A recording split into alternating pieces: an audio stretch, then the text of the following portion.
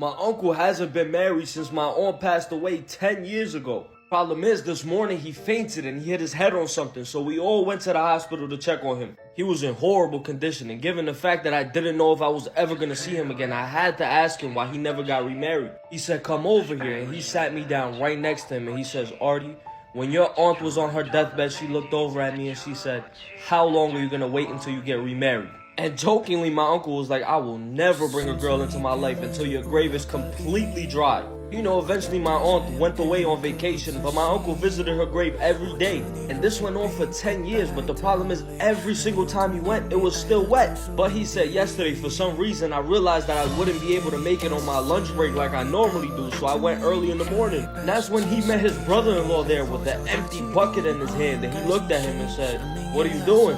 That's when the brother-in-law looked at my uncle and said, well, I'm here to fulfill my sister's only wish.